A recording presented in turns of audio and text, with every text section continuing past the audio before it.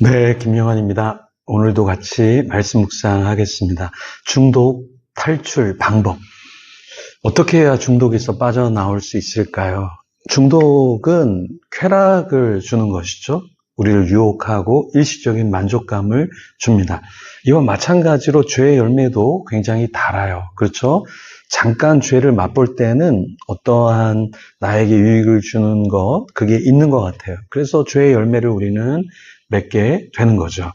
하나님의 열매도 맺기 힘든데, 그런데 인간은 죄의 열매를 너무나 쉽게 우리가 열매를 맺게 되죠. 왜냐하면 그 끝을 보지 못하니까 그런 거죠. 그런데 우리가 하나님이 원하시는 열매를 맺어야 하는 존재잖아요. 주님이 나를 부르셨을 때 어떻게 부르셨을까? 그것을 좀 우리는 알아야 되고요. 성령 하나님이 가장 우리가 어떤 것을 할 때 기뻐하실까? 그것을 좀 느끼고 우리가 깨우쳐야겠죠. 그래서 주님이 원하시는 열매를 우리는 맺어야 합니다. 그런데 오늘 본문의 사도 바울은 우리가 왜 이렇게 죄의 열매를 맺는가? 그것은 죄의 정욕이 우리 안에 있고 우리가 죄에 대해서 아직까지는 죽지 않았기 때문에 그렇다. 이 이야기를 합니다. 바울은 6절에 이런 말을 해요. 이제는 우리가 얽매였던 것에 대하여 죽었으므로 우리가 영의 새로운 것으로 섬길 것이요 의문의 묵은 것으로 아니할지니라. 자, 뭐라고 말합니까? 우리가 얽매였던 것에 대해서 죽었다, 이렇게 죽었으므로 이렇게 이야기하는데요. 그러니까 어떠한 선한 영적인 열매를 맺기 위해서는 우리가 죽어져야 하는 존재가 돼야 한다라는 거죠. 그러니까 예전의 삶을 끊어내야 새로운 사실은 삶이 열리게 되는 거죠. 그래서 때로는 내가 문을 닫고 싶지 않지만 새로운 문을 열기 위해서는 때로 문이 닫혀집니다. 제가 최근에 어떤 분을 만났는데 참 여러 가지 고민이 있었어요. 그래서 제가 이런저런 제안을 했는데 그런 제안에 이런 일이 있고 저런 것이 있고 움직일 수 없다. 거기에 대해서 내가 노력할 수 없다. 이런 이야기를 하더라고요. 그러면 여러분 아무런 일도 일어나지 않습니다. 왜냐하면 내가 스스로 문을 닫지 않으면 새로운 문은 열리지 않거든요. 그러니까 이것도 열리고 저것도 열리고 저것도 열리고 내가 편한 대로 다 누리면서 살면 좋은데 그런 것이 아니에요. 마찬가지로 죄의 문을 우리가 닫을 때 새로운 영의 세계가 열리고 성령 하나님의 이끄심을 더 많이 우리는 경험할 수 있는 것이죠. 또 왜 우리가 죄에 대해서 죽고 죄의 문을 닫아야 되는가? 사도 바울은 11절에 죄가 기회를 타서 계명으로 말미암아 나를 속이고 그것으로 나를 죽였는지라. 이 죄라는 건 기회를 탄다고 얘기해요. 어떠한 기회가 있으면 그것을 합리화시키려고 우리는 한다라는 것이죠. 그리고 계명으로 말미암아 나를 속이고, 계명은 좋은 건데 좋은 것으로 우리를 속이고 이상하게 끌고 간다라는 거예요. 제가 변승우 목사님 책을 읽었는데 이분이 이단으로 판정이 난 분이죠. 근데 책에는 리차드 백스터, 조나단 에드워즈, 정말 좋은 분들 인용구들을 많이 갖고 왔더라고요. 근데 아무리 청교도의 종교개혁자의 문구를 가져왔지만 그 결론은 알미니안적이고 펠라기우스적, 그러니까 행위구원론적인 결론으로 나더라고요. 그리고 굉장히 영적인 존재를 이야기하지만 그 영적인 존재가 신사도, 너무 영적으로 신비주의를 추구하는 사람의 그 에피소드를 가져오고 또 책 맨 끝에는 예언, 입신 이런 것을 경험한 사람의 이야기를 쭉 넣어놨는데 건강하지 않은 마치 너무나 신비적이고 모든 걸 다 안다는 듯한 사람들의 이야기를 이렇게 집어넣으면서 변승우라는 분이 시대적인 선지자다, 사도다 이런 이야기를 이렇게 적어 놓았더라고요. 기술해 놓은 거죠. 그런 표현을. 그런데 이런 것이 아무리 좋은 말인 것 같더라도 우리를 속이고 그리고 오히려 우리를 죽일 수 있다. 영적으로. 자, 죄는 항상 기회를 타고 우리를 죽이려고 한다는 거예요. 때로 계명, 하나님의 말씀을 가지고도 우리는 속아서 죄를 짓고 율법 아래에서 사는 존재가 된다라는 것입니다.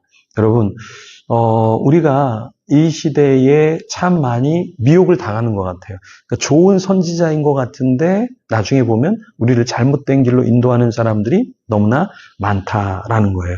다단계에 대해서도 제가 요즘에 이렇게 살펴보고 글을 읽고 하는데 다단계의 문제도 보면은 처음에는 굉장히 갑자기 부자가 될 것 같고 갑자기 우리를 많이 따르는 사람들이 있어서 그 사람들을 통해서 내가 뭔가 부자가 될 것 같다라고 생각하지만 실제로 다단계에 있었던 사람들의 인터뷰를 들어보면 글을 보면 굉장한 많은 돈을 투자하고 결국에 받지 못하고 또 그만두는 경우도 상당히 많습니다. 그 안에서는 잘할 수 있다, 뭐 밥도 사주고 지원금도 주고 후원금도 주고 직급도 올려주지만 직급이 올라가면 올라갈수록 돈을 더 많이 버는 게 아니라 또 돈을 또 많이 써야 되는 그런 구조 가운데 있는 거죠. 죄도 그렇습니다, 여러분. 중독도 그래요. 요것만 채우면, 요것만 하면 더 많은 도파민을 주고, 더 많은 쾌락을 주고, 만족감을 줄 것 같지만, 그런 유혹의 끝이 결국에 파멸이라는 것이죠. 우리는 그리스도 안에 있을 때 낭망하지 않습니다. 죄 아래, 욕심 아래 있을 때 우리는 스스로를 죽이게 되는 것이죠. 여러분, 우리는 하나님 앞에서 복음을 소유한 자잖아요. 그러니까 이 복음이 나를 사로잡게 해야지 죄의 영향이 나를 붙잡아서 끌고 가도록 해서는 안 된다. 그렇죠? 율법이 주어진 것은 잘못된 것이 아니죠. 바울은 13절에 왜 율법을 하나님이 주셨을까? 오직 죄가 죄로 드러나기 위하여서 율법이 주어졌다. 그러니까 율법이 우리를 구원하는 것도 아니고 행위 구원이 우리를 구원하는 것도 아니고 이 율법이라는 건 내 안에 있는 죄, 그것이 율법으로 감당할 수 없고 오직 주님만 나를 감당하시고 이끄실 수 있고 율법은 죄를 드러나게 한다. 이런 역할이라는 거예요. 그래서 여러분 우리가 율법에 대해서 또 잘 알아야 하고요. 우리는 어떻게 살아가야 될까요? 개가 토한 것을 먹는 것처럼 우리도 그런 삶을 살아서는 안 된다. 정말 개가 토한 것을 역겹게 여겨야 되는데 오히려 그것을 다시 핥아 먹으면 우리는 경악을 하게 되는 거죠. 주님도 우리를 보실 때 야, 그 죄 아니야. 그 탐욕 아니야. 그 교만함 아니야.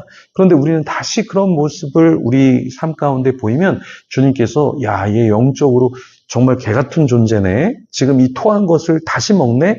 이렇게 보실 수 있다. 그래서 우리가 개처럼 인터넷을 돌아다니고 중독의 세계를 돌아다니고 개처럼 먹지 않아야 될 것을 마구 먹고 마시고 하는 것은 합당하지 않다. 그래서 여러분 우리가 빨리 주님 품으로 돌아가야 합니다. 죄의 품이 아니라 중독의 품이 아니라 주님의 품으로 우리가 가서 그 안에서 자유하게 되어야 한다라는 것입니다. 여러분 정말 주님 안에 가면 우리 안에 있는 죄를 주님께서 알게 하시고 깨닫게 하시고 죽이실 거예요. 정영민 선교사님이 선교지에 가서 아이들 이가 너무 많아갖고 샴푸로 이렇게 씻겨주고 물로 헹궈주면서 눈 감아 그런데 아이들이 말을 안 들어서 막 거품이 들어가기도 하고 또 이가 너무 많아갖고 그 이 잡는다고 정말 많은 아이들을 씻겨주고 이를 잡아줬다고 하는데요. 그렇습니다. 주님이 눈 감아 그럼 우리는 빨리 눈을 감아야 되고 세상에 대해서도 탐욕에 대해서도 우리가 눈을 좀 감아야겠고요. 게다가 또 이가 있으면 이렇게 잡아주는 것처럼 주님 곁으로 가면 주님이 우리의 욕심에 탐욕에 쾌락에 자기 우상화의 그 일을 하나씩 잡아주실 겁니다. 이 시간도 우리가 주님께 나아가서 주님 제 안에 있는 죄 또 탐욕 이런 이 더러운 것들 더러운 일을 추구하는 그 나의 마음들을 죽여주십시오. 그 문이 닫히게 하여 주시옵소서. 우리 이렇게 기도하면서 오늘 하루를 시작하면 좋겠습니다. 같이 기도하며 주님 앞에 나아가겠습니다.